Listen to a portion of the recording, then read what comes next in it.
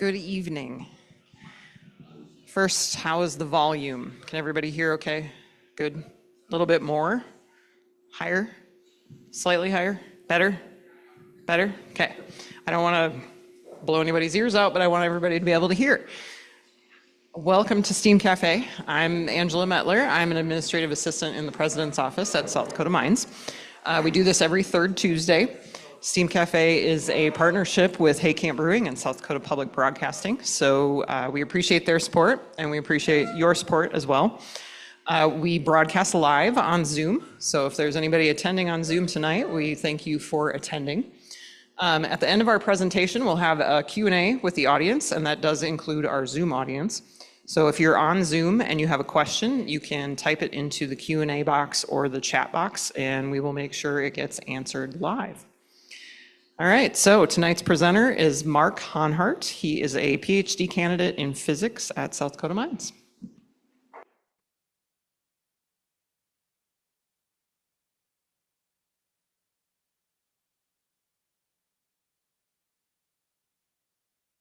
Good. All right. So you'll have to forgive me. I've never spoken from a stage before. This is a unique experience for me. I spend most of my time trying to hide away from human eyes. So if I scurry to the side like a cockroach at some point, just look at the tree. All right. So my name is Mark Hanhardt. As Angie said, I'm a PhD candidate at the South Dakota School of Mines and Technology in physics. I'm also an experiment sports scientist at the Sanford Underground Research Facility in Lead, and I work on the experiment CASPAR, which is an accelerator for doing nuclear astrophysics work. And my goal tonight is to talk to you about nuclear astrophysics and CASPAR certainly, but I don't want to get too bogged down in the details, and I do want to spend a lot more time, I think, talking about the story of the universe, to give you guys an idea for the clockwork that goes on behind the curtains of the universe, because that's the stuff that I find really interesting and the stuff that I'm passionate about. So I'm hoping to focus mostly on that. If at any time people have questions, please let me know. Certainly if you'd like to wait till the end, we can, but there's no need to if you have a pressing question. So to start with, in the very early universe, the universe itself contained a lot of hydrogen, a lot of helium, and really not a lot else. There just wasn't much out there. The universe today, of course, contains a lot more stuff. It has stars and galaxies. It has black holes and planets. It has oceans and whales and birds and turtles and people. And it has Nicolas Cage. How you feel about that one determines whether or not we can be friends. The story of how we went from the very early universe that didn't have much in it to the universe now that is more diverse and has so much to see in it is really the story of nuclear astrophysics. So in order to tell you that story, we have to start really at the beginning, the birth of the universe. So if you'll forgive me, I'm going to try to rush through 13.8 billion years of history here. And to start with, in the very, very beginning, everything in the entire universe and the universe itself was contained inside of an unimaginably energetic and infinitely dense speck, a dot, a point actually, a mathematical point that had no size. It was so small, it didn't even have dimension to it. We think. We don't actually know. In telling the story of the universe, I have to rely on the most current theory of how the universe came to be. And the current theory is what we call the lambda cold dark matter Big Bang theory. We usually shorten it to Big Bang theory because that's a bit of a mouthful. But that theory doesn't really have a good idea of what happened at the very, very, very beginning. We don't have the physics to understand what happened in that very first era, that very first what we call epoch of the universe. So I'm not even 30 seconds into the talk yet, and we've already hit the limits of my knowledge. That's a pretty good general rule for how conversations with me go. But if you'll bear with me, we don't know anything about this very first epoch of the universe because we don't have the physics to describe it. So we have to skip all the way ahead to the second epoch, past what we call the Planck epoch, which was the first 10 to the minus 43 seconds. That's the whole epoch that we don't really understand.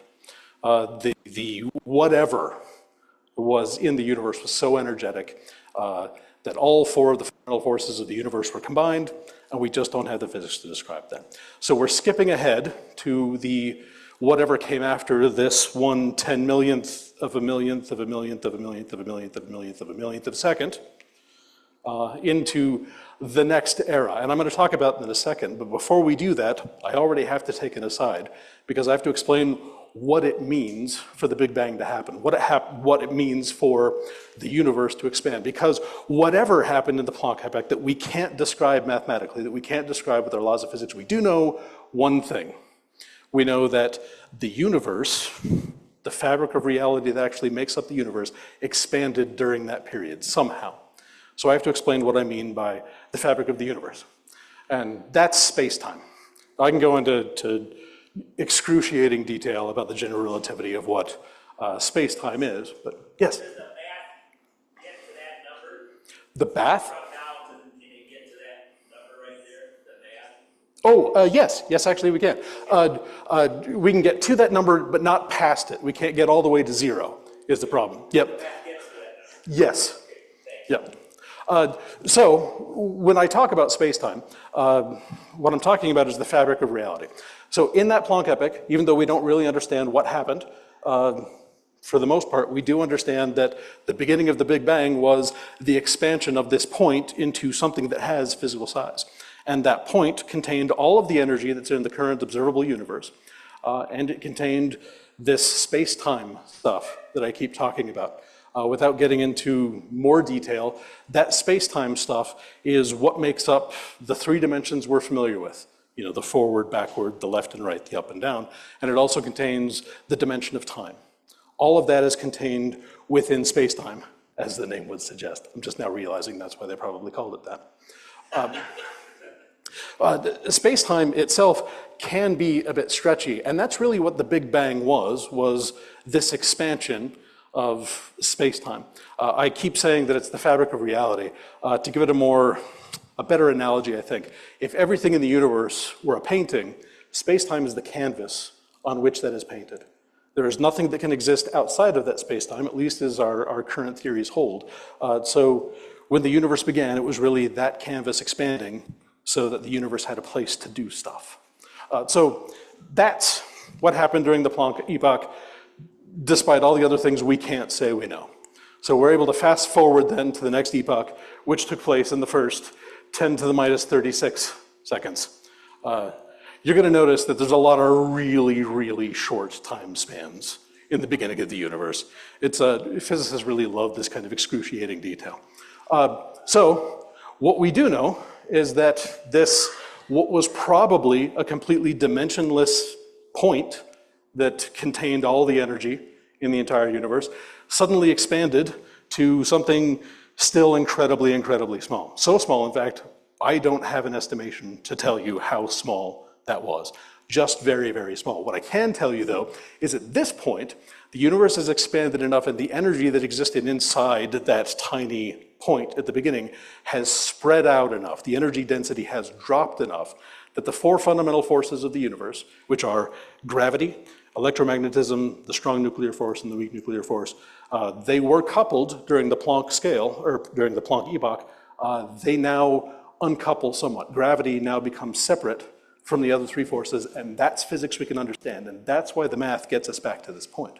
Because suddenly, the laws of physics that we think we understand, and I should caveat that, people way smarter than me understand. I can read about it and go, wow. But that's really my limit on that. But we do have people who can understand all the way back to then.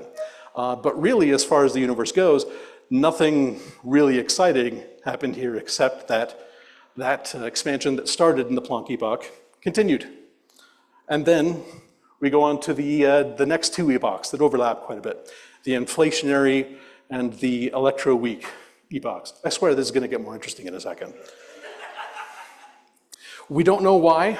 There's still a lot of unknowns about what happened during this inflationary epoch, but we do know that what was a universe, the entire universe, smaller than the size of a single proton, suddenly expanded to something somewhere between a meter in diameter, that's way off, a meter in diameter, to about a kilometer in diameter. For those of you who aren't fluent in metric, that's a little over half a mile. So it suddenly went from very, very small, almost instantaneously, to pretty big. You might not think that the entire universe fitting inside of a kilometer sounds pretty big, but compared to what it was before, that's huge. So that was the first couple of epochs, first 3 epochs of the universe, and then things started getting interesting. I said that was going to happen. Everything in the universe up until this point was energy. Now we enter the matter era, when things started to actually have physical form. Because as the universe continued to expand, that energy density continued to drop. And when there's a lot of energy in one place, you can start creating matter spontaneously. You guys may be familiar with this. This comes up in a lot of cartoons when the main character is trying to prove that he's smart. He writes this on a board. And in the early 1900s, late 1800s, Einstein, who was a big fan of those cartoons, saw this and decided to turn it into real physics. This equation is deceptively simple because it really suggests something about the underlying nature of the universe that is unexpected. Unexpected to the entire world before then, but certainly unexpected to those of us who are familiar with this from the cartoons. What this equation tells us is that if you have enough energy in one place in the universe, you can spontaneously create matter out of it. Or if you have matter, you can spontaneously decay that into energy. And that's what this equation holds. If you have a certain amount of mass, then you can create an amount of energy that is that mass times the speed of light squared. That's what that C means in E equals mc squared. So the quick lesson here, without getting really deep into the nuclear physics, is that you can turn energy into matter. You can turn matter into energy. And that's exactly what happened during the first few steps of the matter era. The universe was fairly small and incredibly energetic. So matter and antimatter was being created and destroyed almost instantaneously in this roiling soup, this stew of matter and energy that made up everything in the entire universe. As the universe continued to expand, that energy density continued to drop, and suddenly some of the particles that were created, there wasn't enough energy to destroy them again, so they stuck around. In physics, we call that freezing out. The particles froze out. So, in the first 1/1,000,000th of a second, we saw the quarks created. If you guys aren't familiar with quarks, those are the subatomic particles that actually make up protons and neutrons. If you break down a proton or a neutron, you'll end up with quarks. If you're a big fan of dark matter, the WIMP theory holds that dark matter exists as these WIMP particles. They would have been created in the universe at this point as well. That was the first 1/1,000,000th of the second. When we move on to the first second, the universe itself is a full second old at this point, we enter the hadron epoch. Hadrons are what we call when quarks stick together. So protons and neutrons. You guys may be familiar, those are what make up the nucleus of an atom. Those are hadrons. So at this point, the energy density dropped low enough that hadrons could form from the quarks that were already there. As we go on to 10 whole seconds, the leptons froze out. These are electrons and neutrinos. So suddenly the universe that was filled with energy and really nothing else now had matter. It had protons, it had neutrons, had electrons. It was still too energetic for that stuff to join together, but we had that. And then after another 17 whole minutes, it seems ridiculous to refer to the age of the universe as 17 minutes old at some point, but at 17 minutes, the energy density dropped enough that those hadrons could actually start forming the first atomic nuclei. That means the protons joined with other protons and neutrons to create helium nuclei and occasionally lithium nuclei, mostly deuterium and some very, very light nuclei. And that's what we call the Big Bang nucleosynthesis. Nucleosynthesis being a word meaning that, creating nuclei. So this is when the very first nuclei were created, and most of these nuclei are around with us now. In fact, most of these, or not most of these nuclei make up part of the atoms in your body. If your body is, 70% water, H2O, the hydrogen in there almost certainly came from the Big Bang. So we each, yes, and the beer as well, yes. I should have hit on that first, yeah. So we really come from the Big Bang. A large part of us was there 17 minutes after the Big Bang. So if you ever feel old, try not to think on this, because it doesn't help much. So that was the end of, well, not the end of, that was the end of really the creation of the matter in the universe at first. So at this point, 17 minutes into the universe, we have about 75% of all the atoms in the universe are hydrogen, which is to say they're a single proton, which feels like cheating because they didn't form with anything, they're just a proton. And another 25% of all the nuclei in the universe are helium, which is 2 protons and 2 neutrons together. There's a handful of tritium and deuterium and these other isotopes, and possibly even some lithium, but we're talking 1 in 10 million atoms like that. So not a lot worth counting. And that's where we are in the universe, and that's how we got all these hydrogen and helium nuclei around. The neat thing to note, I didn't tell the slides to do that swirl thing. I don't know why it did that. Then we entered what's called the photon epoch. The universe is continuing to expand. So the space-time that carries everything in the universe continued to expand. The energy density continued to drop. But the energy is still so high that the electrons that were formed, and they're everywhere, cannot fall into orbit around the nuclei that were formed, these hydrogen and helium nuclei. There's just every time an electron comes near a nucleon, it gets shot back off because that's just too much energy.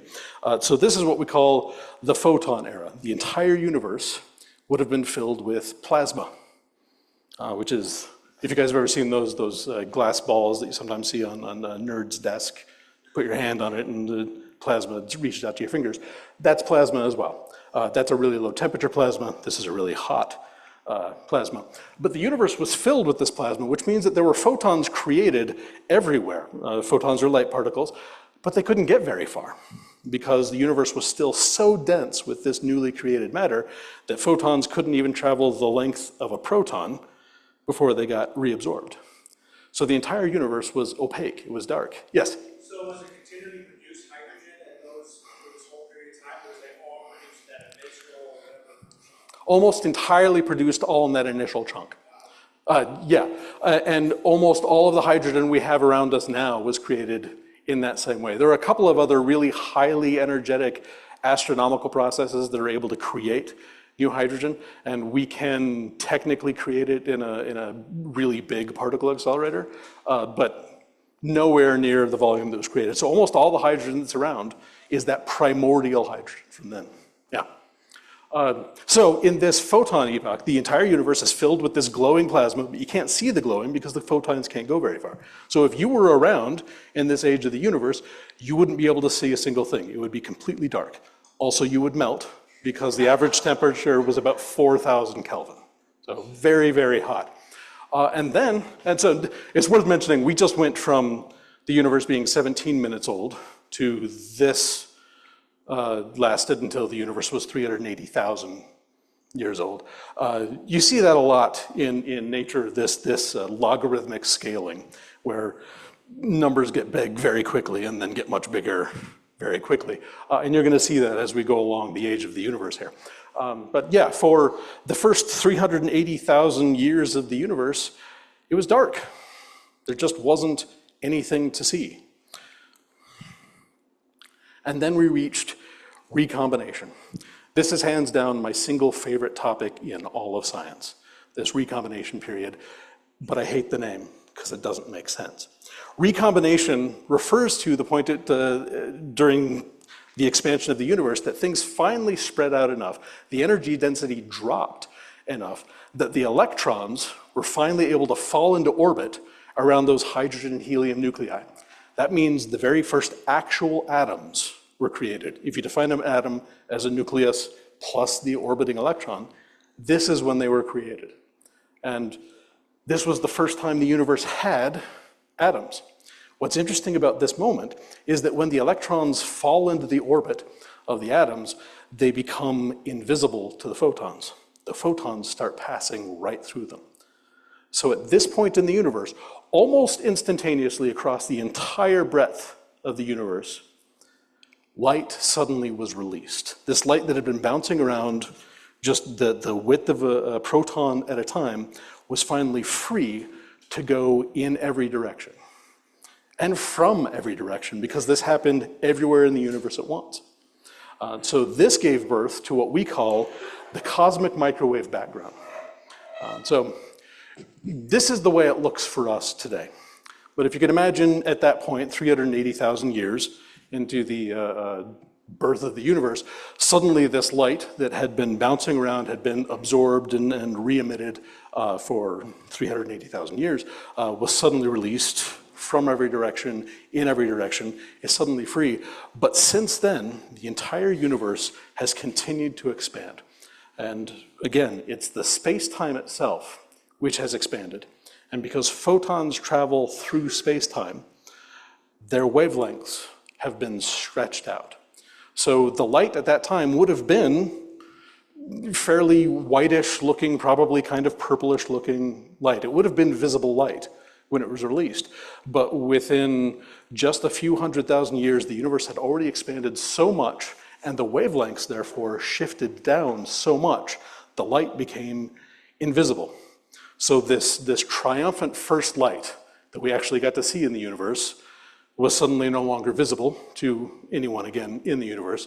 And again, you would have died because it was still very hot and there was no oxygen. But it suddenly would have grown dark again. So at this point, after 480,000 years, until about 150 million, starting about 150 million years, when the universe expanded enough for that light to become wavelength shifted to the point where it's invisible, we enter what's called the Dark Age, which history fans may recognize we've stolen. But yeah, so we've gone from the birth of the universe in incredibly small sections of 10 to the minus 43 seconds, and now we're all the way up to 150 million years when the universe just becomes dark. And this is depressing. So we're going to move on from that pretty quick to chapter 2, because even though that cosmic, oh, I'm sorry, I totally skipped over. I want to talk about my favorite part. This is how scattered my brain always is. I introduced this as my favorite thing in all of science, and then I skipped completely over it.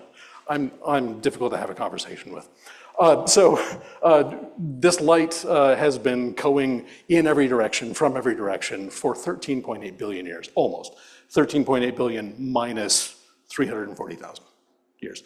And this light is still traveling through the universe. As the universe has expanded, it's continued to downshift, wavelength shift, to lower and lower energies, more and more away from the visible spectrum into the radio wave and now the microwave spectrum. So if you have a very, very sensitive microwave detector and point it in any direction in the sky, you should pick up this stuff. And that's exactly what this map is. They had to use an incredibly sensitive microwave detector on a satellite in orbit around Earth to be able to pick up the very, very slight variations in this cosmic microwave background. This is exciting to me because this is literally the very first signal we can pick up from our own universe. This is the universe singing a symphony to us in the key of microwave. And it tells us about what led to the universe up to that point. Everything that I've talked to before now is something that we've been able to confirm mathematically by referring to this map. This has a lot of information about how we got to that point in the universe. It also has a lot of information about how we went from there to where we are now and information about what leads to the future. So this is the sort of poetry that I love about physics, because again, it's this symphony coming to us from the birth of the very first atoms in the universe. And it tells us about its past, it tells us about our present, and it tells us about the entire future of the universe in this one image. Yes? Those colors. They are. So what's really interesting is that if you point your really sensitive microwave detector at any direction in the sky, what's most remarkable is that wavelength that you're picking up with your antenna is almost identical in every single direction that you point that thing, which is weird. In physics, we're used to there being quite a bit of variation, especially in astronomy. When you look around, when you look at the night sky, everything's not the same in every direction, right? Some areas have stars, some areas don't. Some have thick bands of stars, some don't. We weren't expecting the universe to be so, what we call isotropic, so uniform in every space. And when I first got interested in physics, just finishing up high school in 1999, a book came out on the cosmic microwave background saying, it's so weird that it's so uniform. We can't figure this out, and this is a big problem for physics. That's actually what motivated me to become a nuclear astrophysicist, because I wanted to understand this stuff. That's why this became my favorite topic. But what's really weird is that then 8-9 years later, we had done enough research into this that we found these variations, these color variations actually tell us, it's called the temperature of the wavelength, just slight variations of 2.7 Kelvin in this microwave temperature. So 7 or 8 years later, the big question became, why is there so much variation in this? You can't please an astrophysicist. And that's still an open question now. We're still trying to figure out why there are all these variations.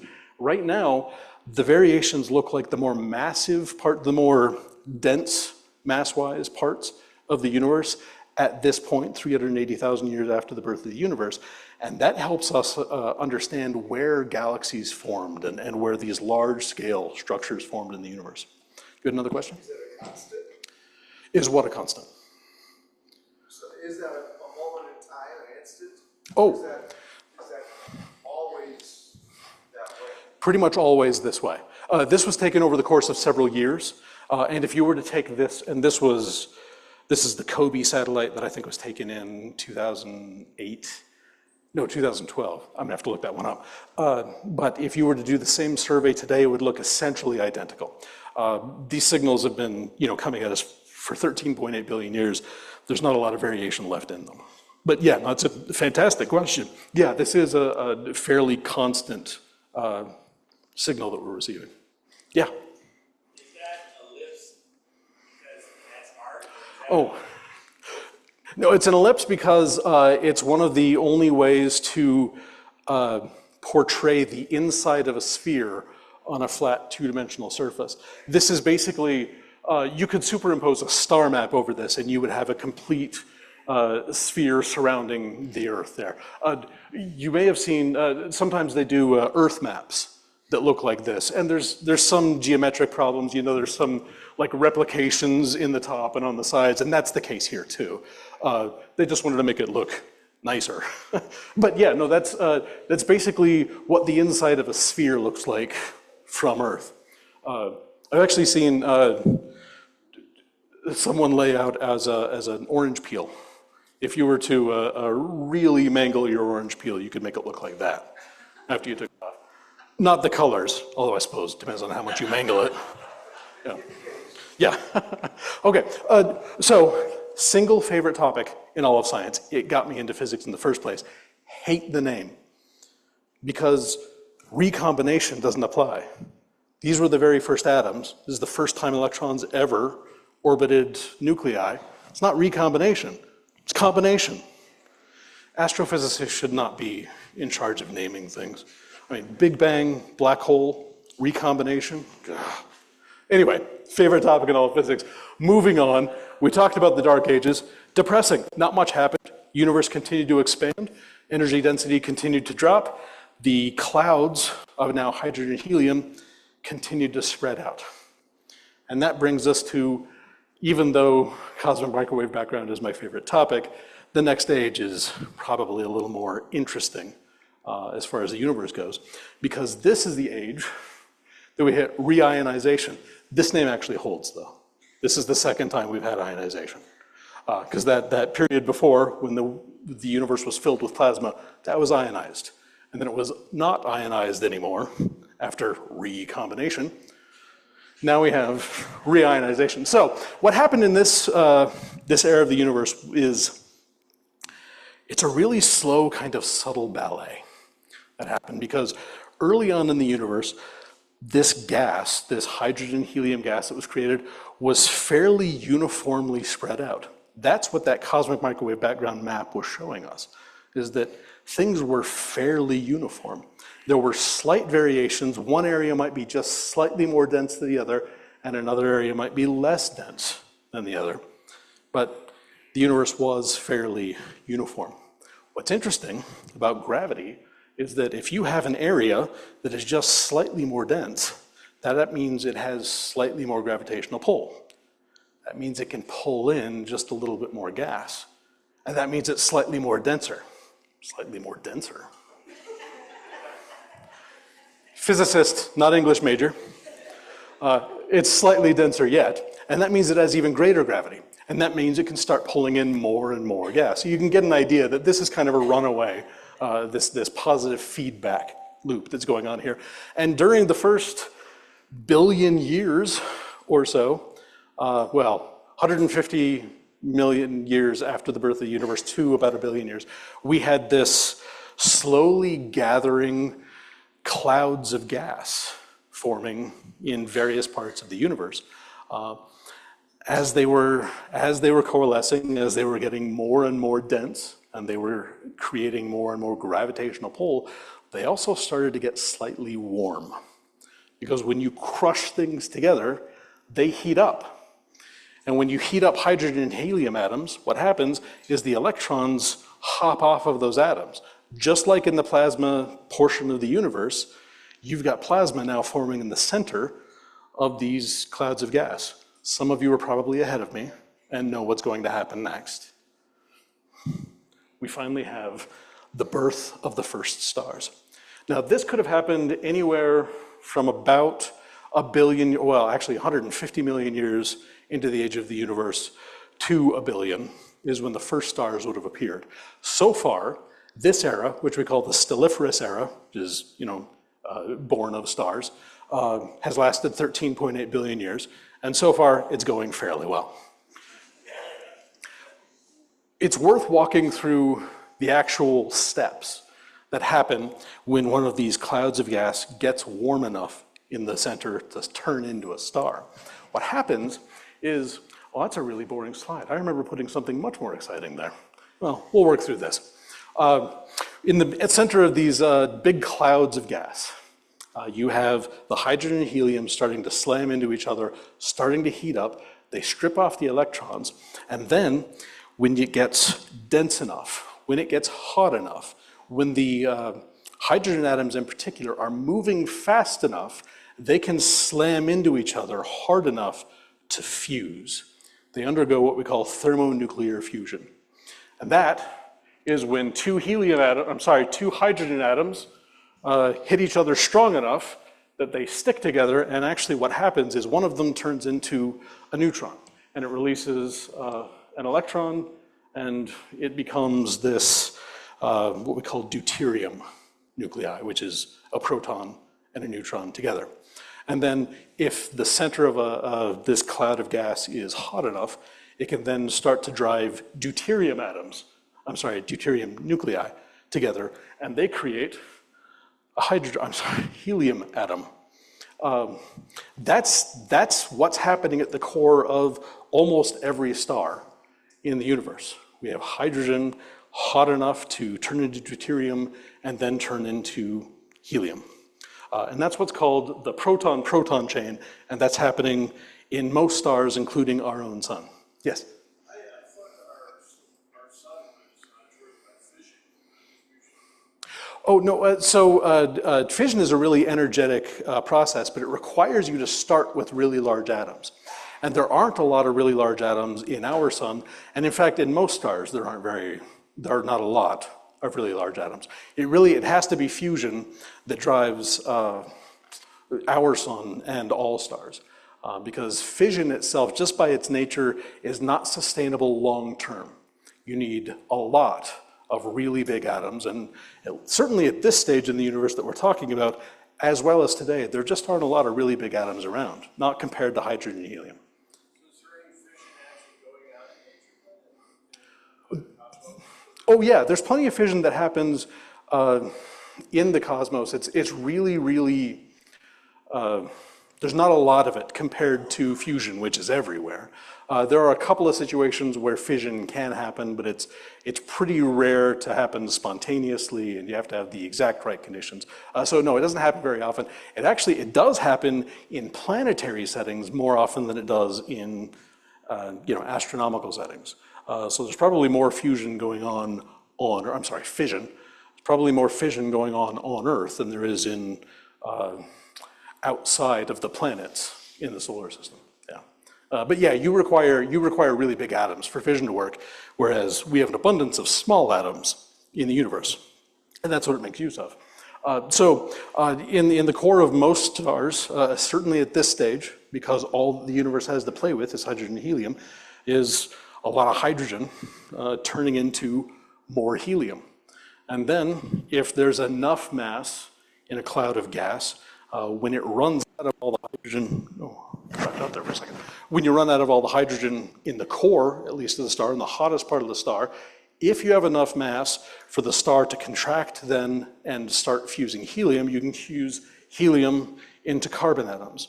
And this is how the universe goes from having a lot of hydrogen and a lot of helium and not much else to having a little bit more. So this is a process we call stellar nucleosynthesis. If you have a mass of gas that's big enough, you can turn a lot of the hydrogen in the core, not all of it in the entire star, just that inside the core. You can turn that into more helium. And then you can start turning helium into carbon. And then through other processes, you can turn that carbon into oxygen and nitrogen and silicon and iron.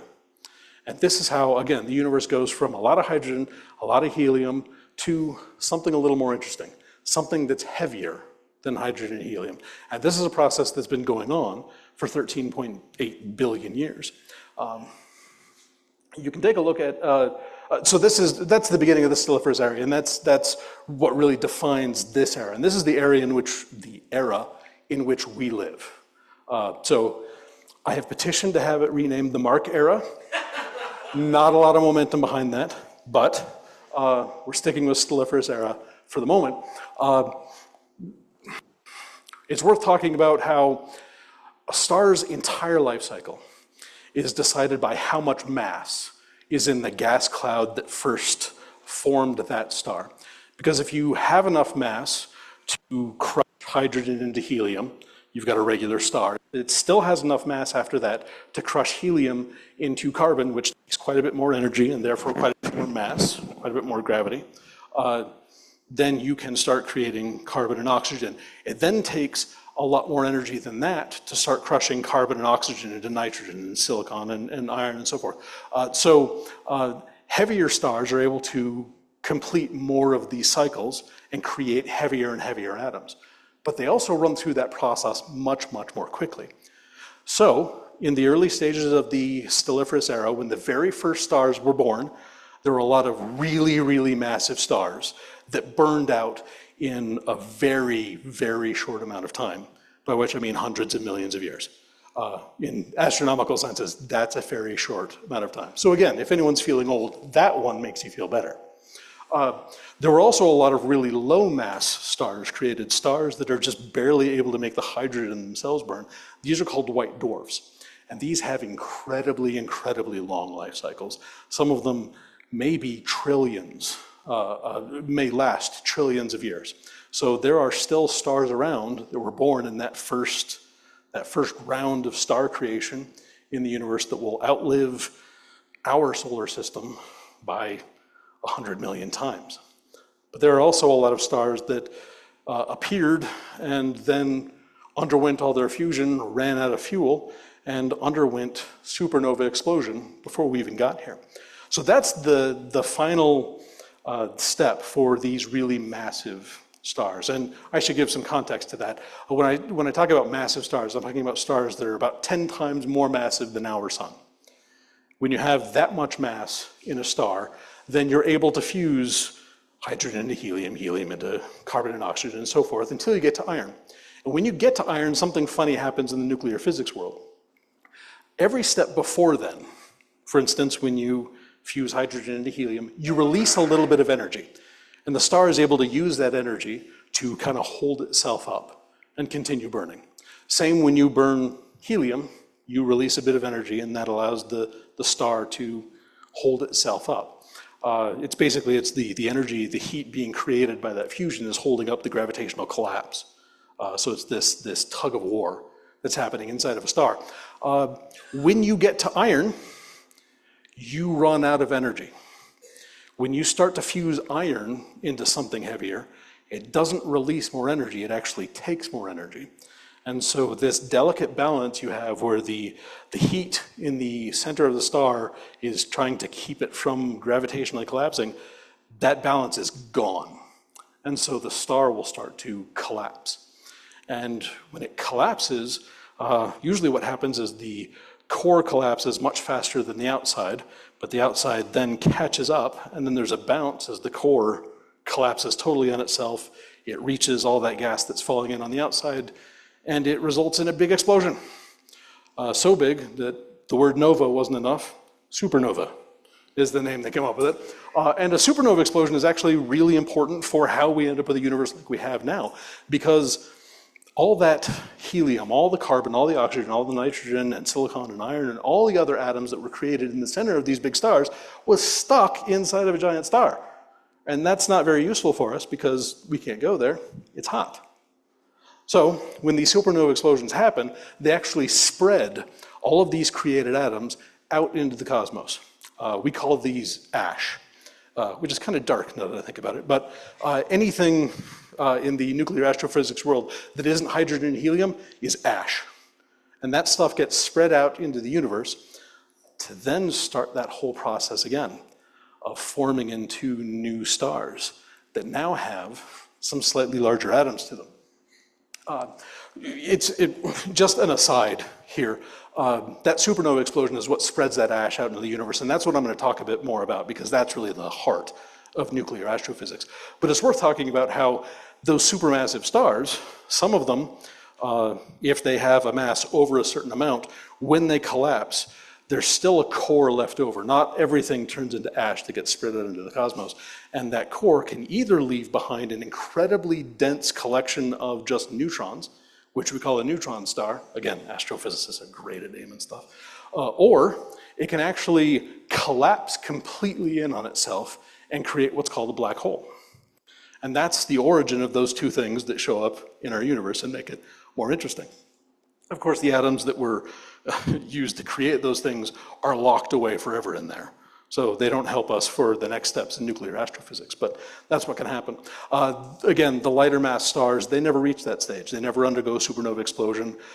They slowly burn away their atoms into slightly heavier stuff as long as they have the energy, and then eventually just turn into white dwarfs, these things that barely burn at all and last for potentially trillions of years. And the universe is filled with those. So we've talked about first generation stars, and these were stars that were created with only hydrogen and helium, and they were able to create more heavier atoms than that. But when you start with only hydrogen and helium, you've got a plan already set out for you. You've got a path you have to follow, and it's one of the ones we just talked about. Second generation stars don't have to follow that same path because the ashes out of which they're made, the ashes from that first generation or second generation or fourth, skipped third there. These new generations of stars, these clouds of gas now have heavier atoms in them, more than just hydrogen or helium. So these second generation stars are able to undergo new types of nuclear fusion using some of these heavier atoms. This is a nuclear process that actually, again, just turns hydrogen into helium, which is that proton-proton chain I showed you before. This is just slightly more efficient. So this allows these second generation or later generation stars to burn a little more efficiently. So they can generate, well, really a lot more helium, and they can last for, I think they can last for quite a bit longer. But that's the CNO cycle, the carbon, nitrogen, oxygen cycle that can happen in some of these stars. That's not particularly important. What really is important for us, at least, is that these second generation stars can now take different paths. They have different life cycles in what we call the Hertzsprung-Russell diagram. This allows us to actually lay out the way a star will age over time. And I'm not going to spend a lot of time on that. I just wanted to show that because it's real pretty. And it shows you sometimes the artistic talent of some of the astrophysicists we work with. Not me. But what's probably more interesting is that the ashes of some of these first generation stars, like I said, they had some of these heavier elements. They had iron and nickel and silicon. And you guys may recognize that as the main components of Earth. So there's an entire generation of stars now that were able to form from these giant clouds of gas. And as they formed, they gathered these accretion disks, these sections of gas that had all of these constituent particles in it. And for the first time in the universe, we have the ingredients in place to create rocky planets. That includes this one. So by creating by releasing all these ashes into the universe and creating these second or third or fourth generation stars, we're able to create something like our solar system. So that's where we came from. That's where our solar system came from. And it's not just from one star, one early first generation star that exploded and spread its ash out in the cosmos, which then coalesced again into us. We are the result of hundreds, probably thousands of different first, second, and third generation stars that have undergone these fusion reactions and then supernova explosions, spreading their ashes again out into the cosmos, and then forming into 4.6 billion years ago, the accretion disk that resulted in our planet. So the atoms inside your body right now came from the Earth, and they came from the stars. The carbon, the oxygen, the nitrogen, the calcium, the stuff that actually makes up what you can touch, the stuff that you can feel, the stuff that makes you human, came from the 100 million degree heart of a star. Carl Sagan used to say, we're made of star stuff.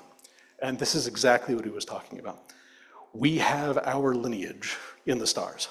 And that's what makes nuclear astrophysics so fun to look into, because we get to trace the chemical lineage of us, of life, back to the first 10 to the minus 43 seconds after the birth of the universe. Anything past that, I can't help you. But that's what makes this such a cool field to be involved in. So, of course, that's how how the solar system was created. That's the story that got us from there to here, that got us an Earth with oceans and whales and birds and turtles. Nicolas Cage. Nicolas Cage. So that brings us up to today. That's 13.8 billion years after the birth of the universe. Yes? So you said our star runs by the chain. Why, if it's more than a star, Oh. That's a darn good question, and one I don't have an answer to right now.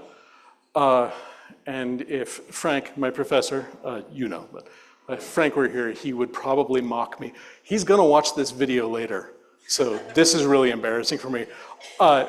Especially because when I was in his class on nuclear astrophysics, I had to do a problem showing that exact thing, and I cannot remember off the top of my head. I want to say that there's some limited CNO cycle that does take place inside the sun. Yeah, but I think it's mostly PP chain that happens, proton-proton chain that takes place inside of our star. And it's worth mentioning to the physics nerds in the crowd, particularly the neutrino nerds, the proton-proton train that does turn hydrogen to helium inside our sun is also the major source of neutrinos that we have here on Earth. The neutrinos that Ray Davis Jr. detected in Homestake in the 1960s through the 90s, and major source of the neutrinos that impact any neutrino experiment around the world. And this is not what I came here to talk about, but this is one of those things that blows my mind, so I'm going to share it with you guys as well. If for no other reason to get a barometer of, am I just dumb? But there's so many neutrinos created in the sun that where we are now, which is what, 93 million miles away from the sun, if you hold out your hand, you have, I did the math on this, and embarrassing, the hardest part was figuring out the surface area of my hand. You have 16 trillion neutrinos passing through your hand every single second, every single day, just from the sun, which is 93 million miles away. There's a lot of neutrinos out there, is what I'm trying to say. I once told someone that 93 million miles and 16 trillion neutrinos thing, and she asked me, terrified, can we stop them? Yes.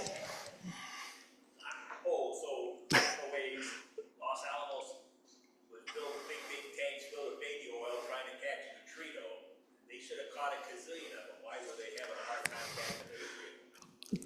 It's a phenomenal question. I'm not familiar with that experiment, but I can tell you that it's really, really hard to catch a neutrino. They travel through normal matter without interacting with it. Without getting too lost in the weeds, they don't have an electric charge. They don't have an electromagnetic presence at all. In physics terms, we say they don't couple to the electromagnetic field. And so they don't interact with normal matter the way normal things do. So I have to step back for a second and explain what I mean by that. The way we're used to interacting with the world is via electromagnetism. The electrons in my hand and the electrons in this table repel each other. And that's why, no matter how hard I push, I'm not going to go through this table, at least not without breaking something, either on it or on me. Electromagnetism is basically what keeps me from falling through the floor. It's what keeps, a baseball from going through the bat when a baseball player strikes it. It's the basis of almost every interaction we have every day. Between electromagnetism and gravity, that's pretty much the entire human experience. There are two other forces out there, and we experience them to a lesser degree, but electromagnetism is really what explains all of that. And that's why the human intuition is that particles shouldn't pass through each other. We think of them as like billiard balls that should bounce off each other, right? But neutrinos don't have electrons. They don't have an electric charge at all. So there's no reason for them to not pass through normal matter, because an atom consists of a nucleus, which is really, really small, and electrons that orbit that in a really big orbit. Well, I say really big. Compared to the nucleus, it's still microscopic. If you find an atom this big, let me know, there's a Nobel Prize waiting.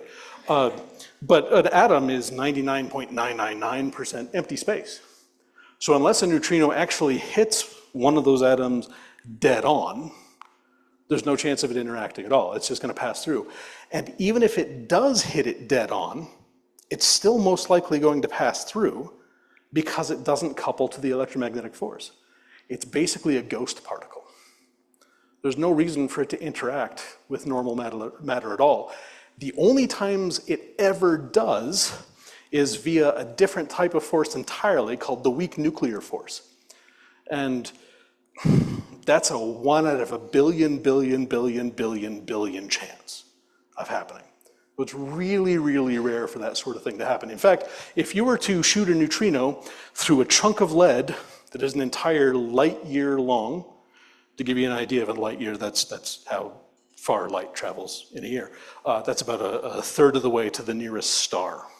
If you were to shoot a neutrino through an entire chunk, an entire light year chunk of lead, it only has a 50-50 chance of hitting anything in that entire chunk of lead. So it's really, really unlikely for a neutrino to hit anything. So even though you have 16 trillion of them going through your hand every second, It's really, really unlikely that any of them will interact. I read somewhere someone else had done the math, so I can't verify this, but I think a human with a normal lifespan should expect to have maybe 2 neutrino interactions happen inside their body their entire lives. So that's why these experiments that do neutrino searches have to be so big. They have to have a whole bunch of atoms in one place to increase their chances. It's basically buying a lot of lottery tickets and then sticking them in a tank underground.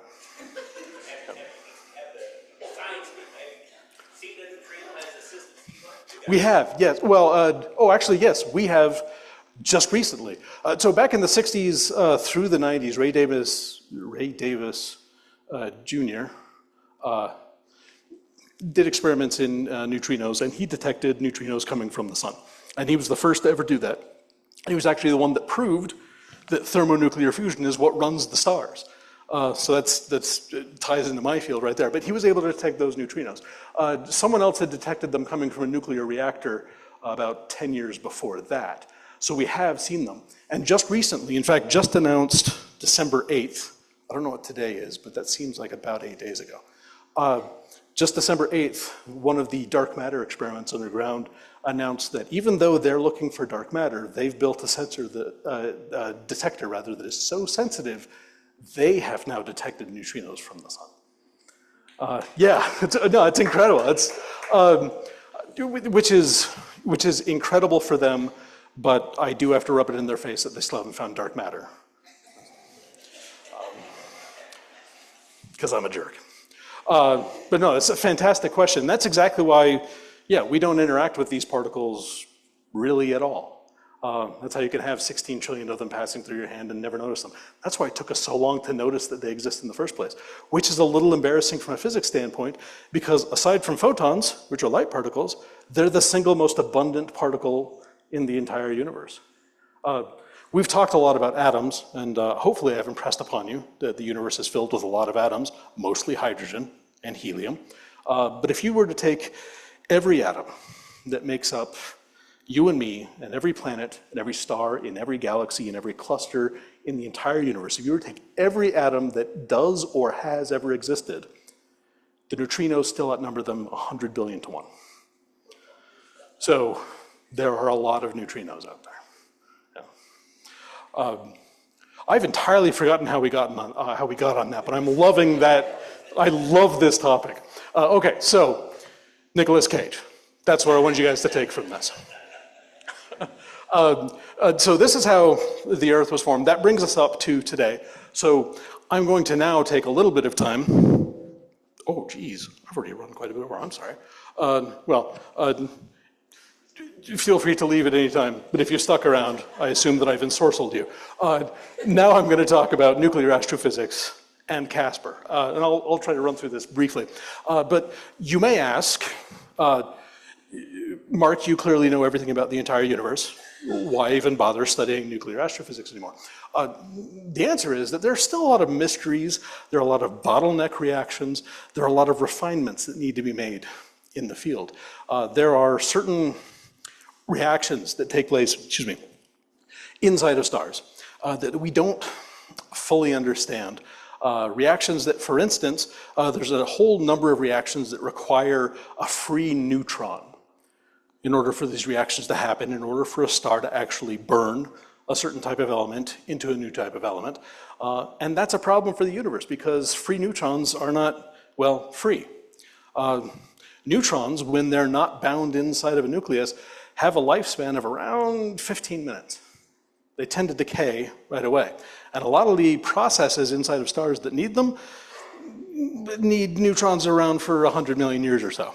So you can see there's a bit of a mismatch there. So there's a concerted effort right now in trying to understand where are these neutrons coming from. We've identified a certain number of reactions that we think might be supplying those neutrons, but we're not entirely sure.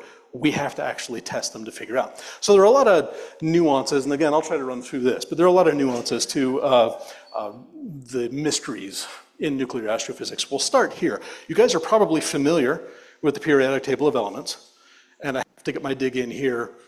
This is what chemists use, and chemists are quitters. because what we use in nuclear astrophysics is a chart of nuclides. Periodic table of elements has 118 elements on it. Chart of nuclides has 4,040 different isotopes. So that's every element as well as every isotope of every element. And that's what we actually have to use to track how elements are created inside stars in the universe. But stepping back for a second, the periodic table of elements has 118 elements on it, and you may have heard me mention before that stars can burn up to iron and then they run out of energy. They can't really do more than that. So how did we get the elements heavier than iron? How did we get copper and silver and gold and titanium? And man, I'm listing off a lot of metals. There are a lot of other things higher than that too. Like osmium. Oh, that's a metal too, isn't it? Anyway, there are a lot of other atoms in the universe. How did we get to those? It turns out stellar nucleosynthesis, that process of slowly burning one atom into a heavier atom and then into a heavier atom yet, that doesn't explain everything. There are a few more processes out there that we need to understand a little better. So I showed you the chart of nuclides. And it's worth mentioning, these 4,040 boxes, I have spent so much time looking over this chart of nuclides as I worked on my PhD, that to this day, if you point to any single box there and ask me the numbers in any section of that box, I will immediately start crying. But that's what we use in nuclear astrophysics. So there are other processes out there, particularly what we call the S process and the R process. These are processes by which certain atoms can gain neutrons to build up slowly from, I should start on the chart of nuclides. Iron is about here. So everything down here is stuff that you can build inside of stars with their normal process. Everything above that, you have to create another way. If you go up in this direction, that's an atom that has one more proton for each step you go up. If you go this way, it's one more neutron. And the way that a lot of elements are created past iron is this really slow process where they gain a neutron every 100,000 years or so. And then they get another neutron, and they keep moving this way until sometimes those neutrons decay into protons and they move up one. And they play this slow board game, incredibly boring, 100 million year long board game, and they slowly build up to heavier and heavier elements. That's what we call the S process. S stands for slow. You can probably see why. Again, astrophysicists and names. You'll never guess what the R process stands for. Rapid. There are some processes that have a rapid accumulation of neutrons.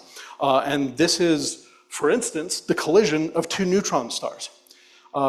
There are certain elements that there's just not enough energy in a normal burning star to create, particularly the heavier ones. And they have to be created in either a supernova explosion, which is, as it explodes, as it spreads those ashes, there's still some nuclear processes happening inside the explosion. Sometimes, even that's not enough. You have to ram two neutron stars into each other in order to make heavier elements. This is how we think gold is made. It's just in the last 6 or 7 years that we've come to this conclusion, but gold will not form in a normal star or during a normal supernova explosion. It requires a collision of two neutron stars, which astrophysicists have called a kilonova. Physicists. And that's how we create gold. So all the gold on Earth, all the gold in the Black Hills, was at one time part of a neutron star that collided with another neutron star, and those ashes again got spread out into the cosmos before they formed us. It's really humbling thinking about all the things that had to explode in order for us to come to be.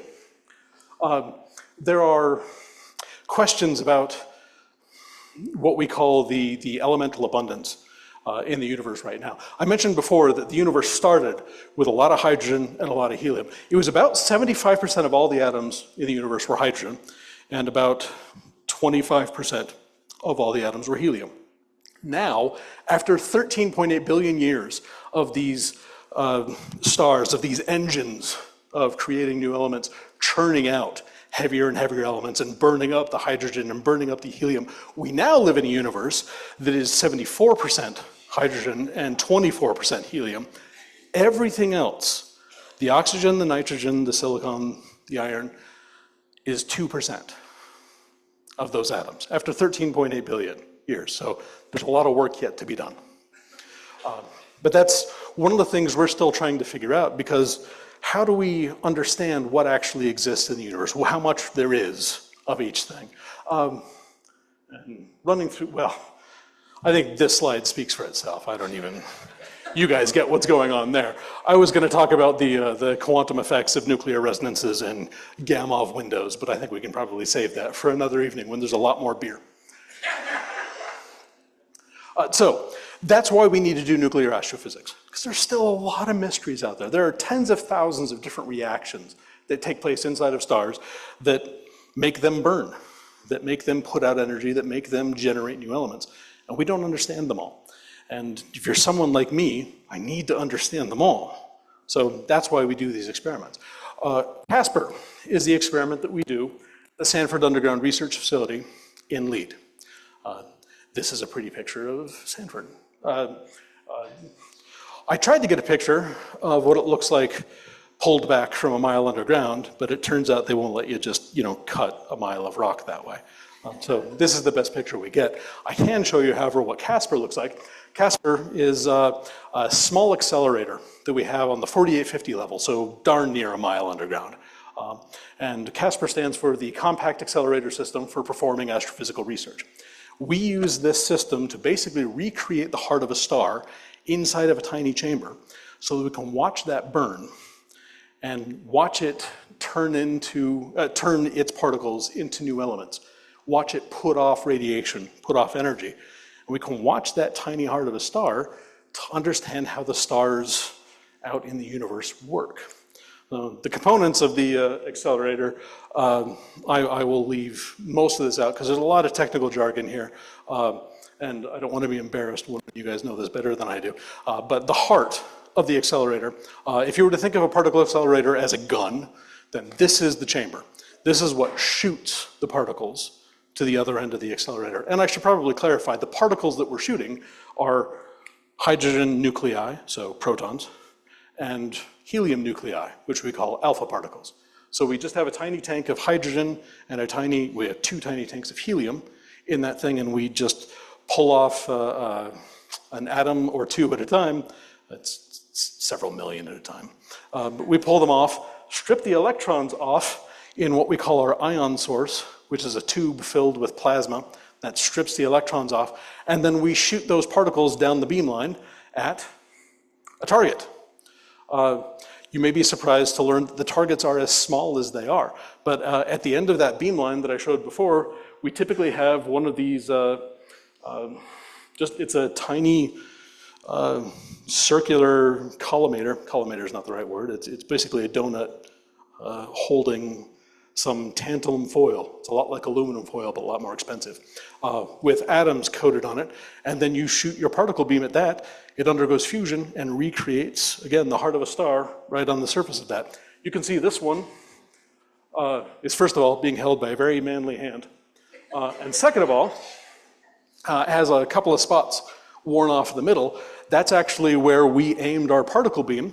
And the atoms that were there, they were lithium-7 atoms, which is kind of that darker color around there.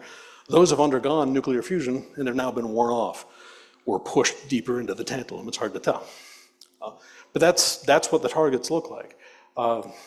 We surround those with giant detectors that are able to pick up either neutrons or gamma rays coming out of those nuclear reactions.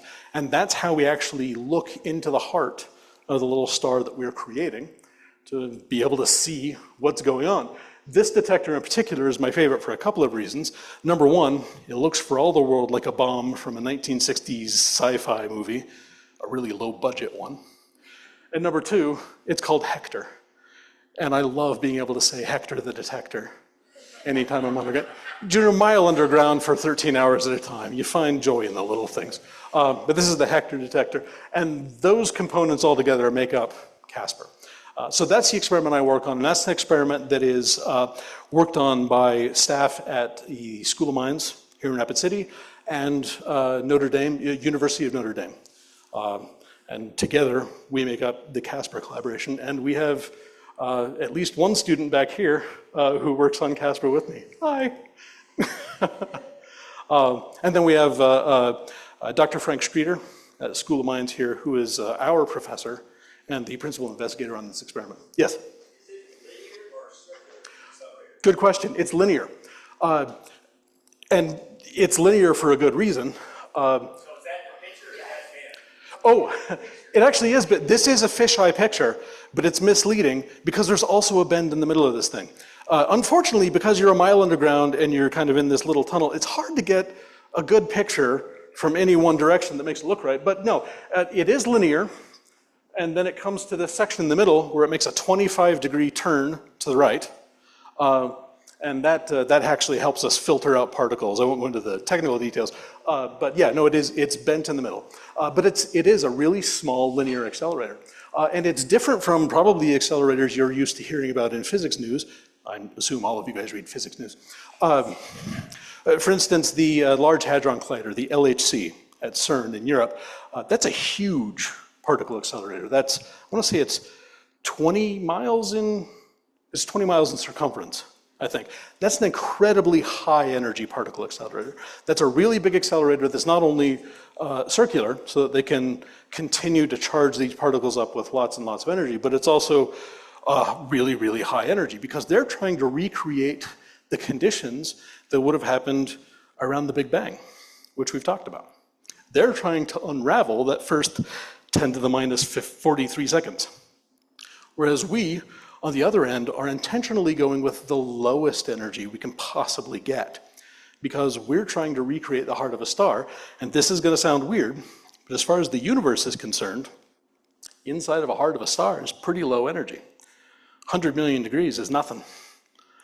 So we go with the lowest energy we can, and it turns out it's easier to find, this is actually a 70-year-old accelerator. The main part that shoots the particles inside the black tank there is a 70-year-old accelerator part. It turns out it's easier to find an old accelerator, spruce it up, and get it working with modern day systems to generate low energy particle beams than it is to build a completely new one with modern technology and then try to tamp down that energy to what we need.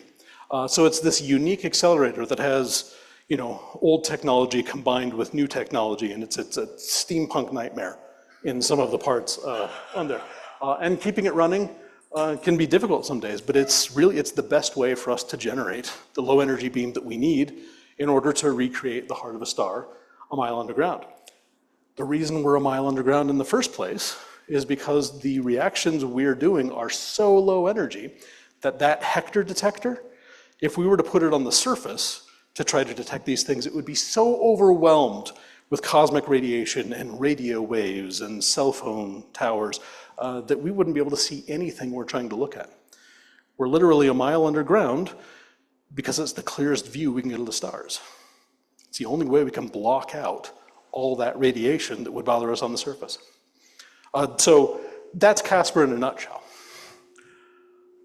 I just want to show this off because just a few days ago, beginning of December, it was just a few days ago, we were able to generate our first particle beam for quite a while. We had to shut down for a while the lab installed or got ready to install another big experiment. So we've been mothballed for 5 years.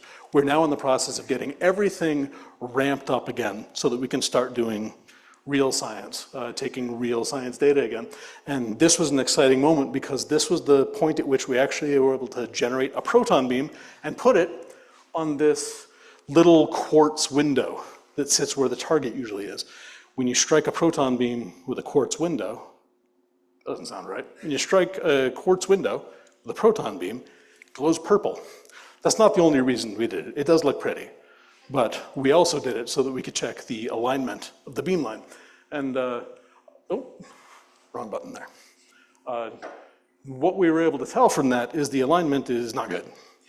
So for the next month and a half, our plan is to realign that entire beamline and then get it online so that our goal is starting in March, we will start producing science data again. We will start doing new reactions as soon as we have them in hand and start churning out papers with the information we get from new reactions. And that's CASPAR. Thank you. Yes? Surprisingly little. For an accelerator this small, we're running it off 320 volts. So it's akin to what you might run a dryer, a clothes dryer off of. It takes very little energy to actually make this thing run. I should mention that this is a type of accelerator called a Van de Graaff generator, or Van de Graaff accelerator. You guys may be familiar with that name because you've probably seen a Van de Graaff generator. It's one of those, if you go into the county fair, it's one of those things, it's a big column with a giant chrome ball on top. You touch it and your hair goes everywhere. That's a Van de Graaff generator. Those, at a county fair or a school science class, those typically get up to about 100,000 volts. And that's what makes your hair stand everywhere. This one gets up to about 1,000,000 volts. So it's only about 10 times more powerful than the one that you'd have at a county fair. And the inside of this thing is actually, it's very much like the ones at the county fair, which is just it's typically a leather belt that's on a little pulley system that continues to run with a brush touching it, pulling off electrons and building up this big electrostatic charge. We literally have a leather belt inside of our accelerator. I know it doesn't seem very sciencey, but in fairness, they're very expensive leather belts.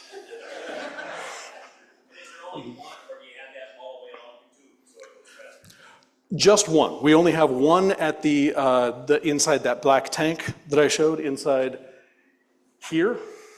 There's just one inside that black tank right there, and that's pulling off these electrons, and it basically builds up this giant electrostatic charge. Because if you've done your laundry and you notice that your hair sticks up, or if you put like a piece of string near your socks, it gets pushed off the other direction. That's what we call electrostatic repulsion. That's all this is. We build up this giant electrostatic charge inside that black tank, and then we put one of those ions, one of those hydrogen or helium nuclei that we took out of that little plasma bottle I showed you, and then let it go. And it goes, pew. Yes. Oh, good eye. Yep. These right here are what we call quadrupole magnets, and that helps keep everything inside the beamline. So if this is like the chamber of a gun, this is the rifling. That's what keeps it right in the center. We also have other little magnets that help steer lateral directions, and then this is a magnet here that helps it make that 25-degree turn, followed by more quadrupole magnets here. So there's a lot of magnets that go into making that thing work.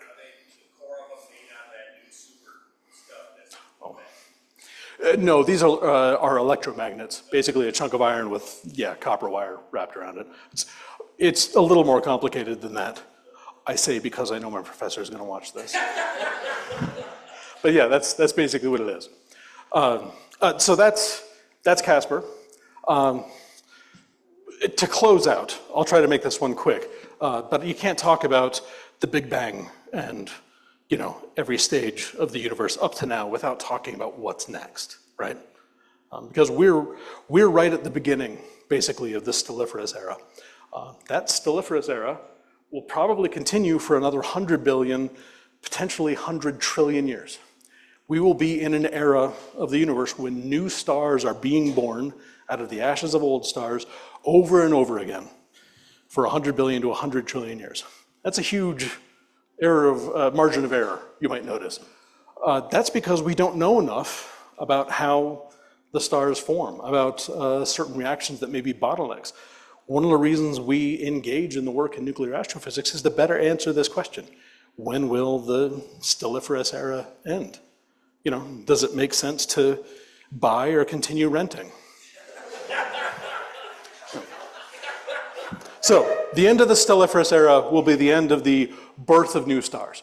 Stars will stick around, particularly the super long-lived ones. I talk about those white dwarfs that will continue to live potentially for trillions of years. Some of those will still be around, but mostly all the big stars will die out, and we'll have a lot of white dwarfs left in the universe. And we'll enter what's called the degenerate era and the nucleon decay era, which the first part of that's a really fun name. Don't get any ideas. During this era, we will see these white dwarfs slowly burn out. And I've stopped putting the zeros here. 10 to the 40 years is roughly when this will start, or run to, rather. So we'll have this period during which the few stars that are left slowly burn out of their fuel. There will be a subclass of stars. Oh, you guys are gonna love this. This is one of my favorite topics about the far future, but there is a subclass of stars that will have burned up all the hydrogen and all the helium, and all they'll have left is carbon and oxygen on them. And they won't have the energy, they won't have the mass to burn any higher than that. They weren't high enough mass to undergo supernova explosions, so they're all gravitationally trapped in there. And over time, that carbon and oxygen will slowly crush into more carbon and eventually create giant star-sized diamonds. Single crystal diamonds that will last for hundreds of billions of trillions of years. And they will only disappear because the nucleons themselves decay. The protons inside of the atoms eventually give up the ghost and decay. What's weird about this is we don't actually know if protons decay yet. This is all speculation at this point. We suspect that neutrons decay with an average lifetime of 10 to the 27 years. To give you an idea of how long that is, the current age of the universe is roughly 10 to the 9 years. 10 to the 10 years. So this is another 17 orders of magnitude longer than that for a single proton to decay. We're going to enter an era of the universe when all these white dwarfs and all of these diamond stars eventually decay away one proton at a time. This is an incredibly long period of time. And then we'll enter an era, there's nothing but black holes in the entire universe. And they will slowly decay away via something called Hawking radiation, which is an incredibly, incredibly slow process. So we don't even have an estimate for how long this is going to, how long it's going to even take to start to enter the black hole era, and how long it'll take to complete the black hole era. We have no idea. But we do know that when that's over, we'll enter the really dark era. The dark age was fairly short-lived at only, 150 million to a billion years old. But the dark era is going to be truly dark. No new stars will ever form. Every nucleon has decayed. There's really nothing left in the universe except possibly some leptons, which are electrons and neutrinos, and photons that, because the universe continues to expand, have all been stretched out to the point that with the most sophisticated equipment possibly ever that could be made by any advanced civilization could never detect them. Super dark era. So again, depressing, but that leads us to talk about what happens then. What's next? We really don't know. I mean, we're already well out into the field of speculation for the black hole era and the dark era, but we have some ideas about what could be the fate of the universe. And the one that's been kind of the go-to for physicists for the last 100 years or so is called the heat death of the universe, the big freeze. I love that idea. The idea basically that the universe continues to expand forever, and there are no atoms anymore because all the nucleons decayed. Eventually all the leptons decay, and you're left with all these incredibly low energy photons that have been stretched out to nothingness, and that's the end. I have nothing more to say about that. Yeah, that's kind of the only response you can have to that, right? What can you say? That's the heat death of the universe. So, if you're ever feeling too chipper someday, think about that for a bit. There's also the potential for something called a big crunch, which is the Big Bang in reverse. Eventually, this theory holds, eventually the expansion of the universe will stop, And all the mass that's there in the universe, all the gravity will act on everything else inside the universe as well as space-time itself, and slowly bring everything back together. And then we will experience all the eras we've talked about in reverse until, 10 to the negative 43 seconds before the big crunch, at which point, again, I can't help you. But the idea is that the universe would then be recrushed into that single mathematical dimensionless point that we talked about in the very, very first slide. Also the potential for something called a big bounce, which is the idea that the big crunch is followed by another big bang. And then that just happens over and over again for the length of eternity. And that's just what the universe is. Again, physicists and astrophysicists and names. Big freeze, big crunch, big bounce. Big rip. Love this one. Okay, so there have been a lot of measurements over the last 30 to 40 years that suggest that the universe is continuing to expand from the Big Bang, but it's also accelerating how quickly it's expanding. And that's scary because if you do the math and carry that out, there's a point at which space-time itself, the fabric of reality, can't hold together anymore, and it actually rips apart. Now, what does that mean for the stuff that exists in space-time, the atoms and the nucleons? It doesn't really matter because they'll be gone by then. But if they did exist, well, they wouldn't exist anymore. There's no other way to describe that. Without space-time, you don't have existence. And when it rips, we're kind of done. A lot of exciting, potential ends of the universe, if you ever want to think about them a lot. This is probably one of the scarier ones for me. This is called false vacuum collapse. I don't want to get into the weeds of the nuclear physics or the quantum physics on this one, mostly because I don't know it well and I would embarrass myself.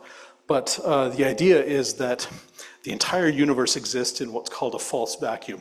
If you probe the very most fundamental layer of space-time, it has slightly more energy than we would expect it to.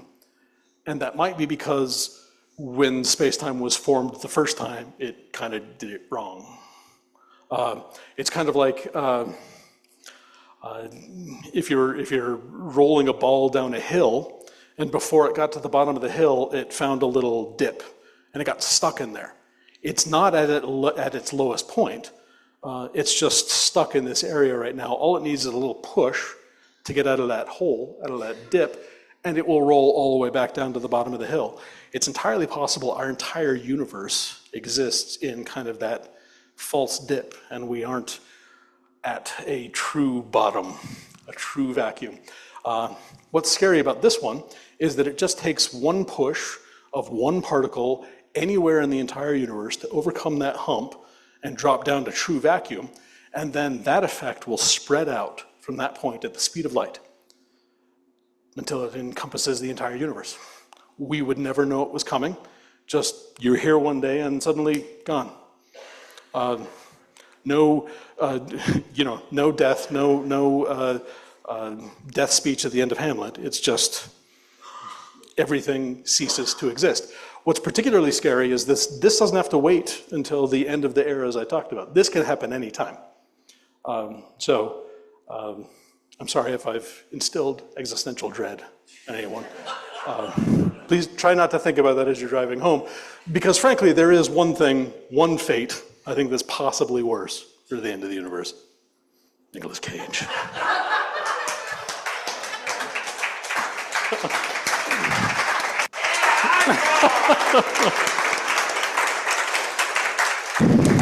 Thank you so much, everyone, for your attention. I realize I've gone quite a bit over time, but thank you. I've had an absolute blast talking about that stuff with you guys.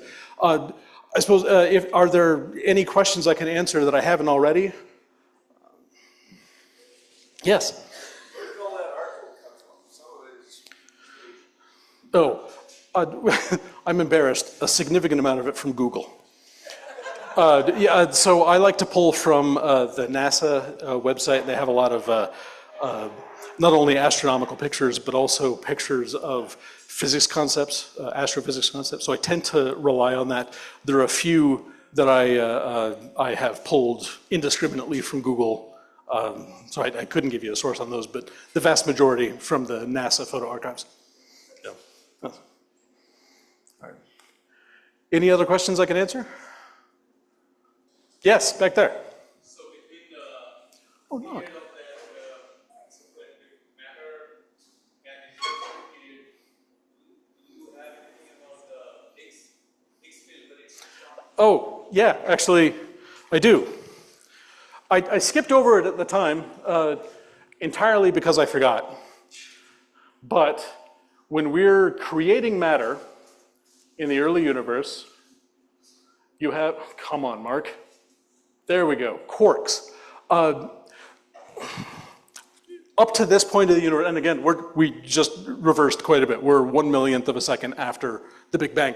At this point, matter and energy have been kind of interchangeable up to this point. Matter has been created in vast amounts and disappeared in puffs of energy during the entire millionth of a second lifetime of the universe.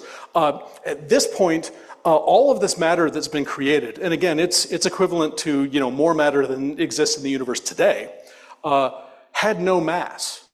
That's a weird idea because most of us think of matter and mass being kind of the same thing.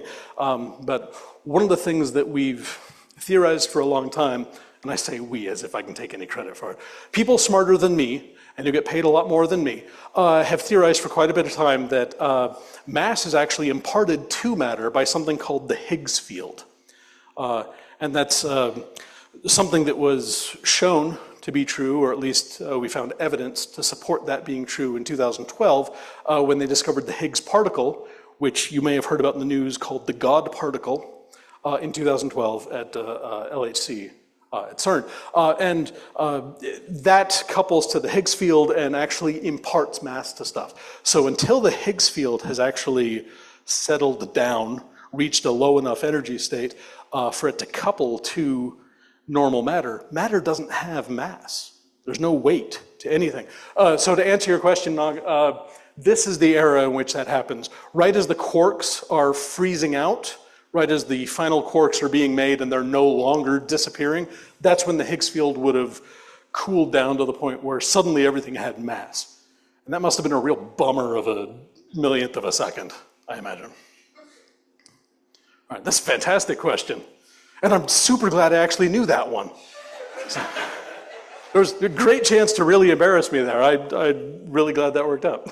All right, any more questions?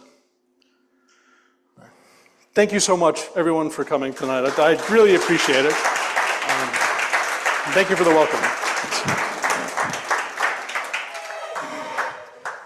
And I think, Angie, did you want to say something before everyone leaves? Just that I hope to see everybody on January 20th. We are going to have another surf-related presentation. It's going to be Chris Combs, who is the 2025 Surf Artist in Residence, is going to talk about his experience. So hope to see you on January 20th.